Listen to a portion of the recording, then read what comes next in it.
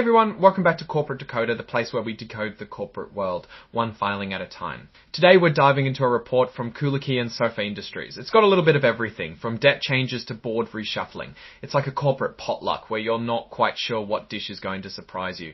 Let's see if it's tasty or not.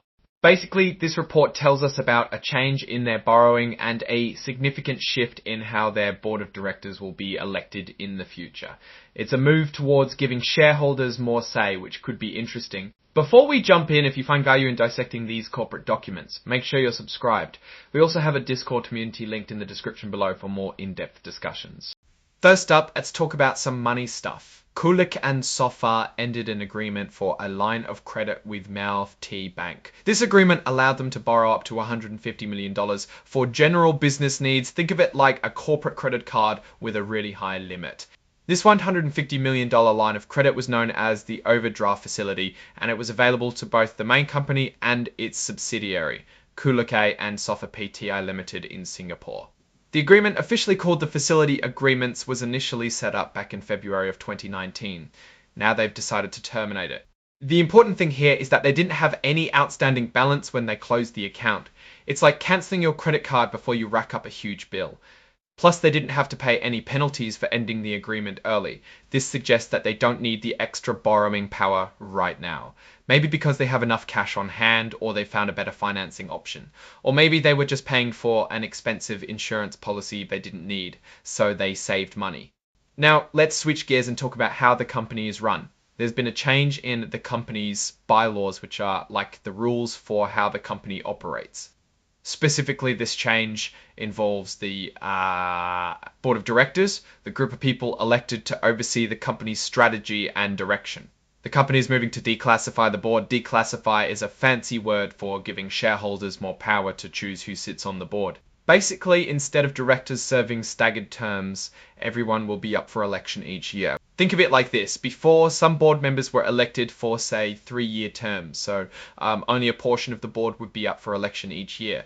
Now, starting with the annual meeting in 2026, each director's term will only last until the next annual meeting.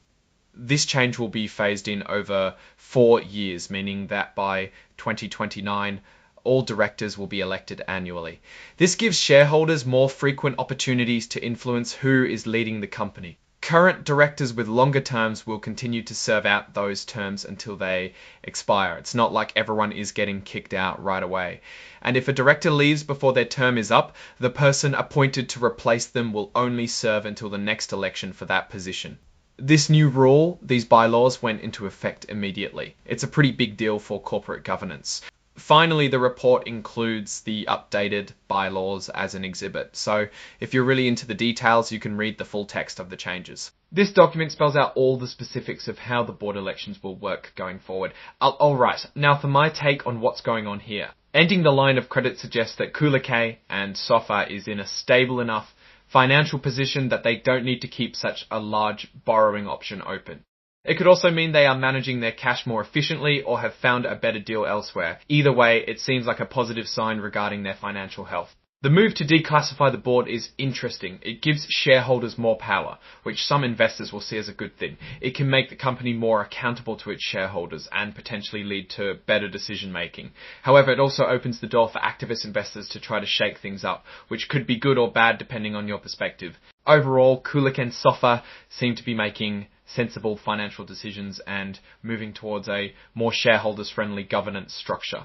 It's a good step, but it's important to keep an eye on how these changes play out in the long term. What happens next and how the company adapts to the changes on the board will reveal if they made the right choice. Alright, that's a quick rundown of Kulicke Soffa's latest filing. What do you think about these changes?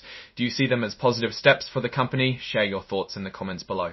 If you found this breakdown helpful, please hit that like button and subscribe for more corporate deep dives. And don't forget to join our Discord community for more in-depth discussions. Thanks for watching, and I'll see you in the next video.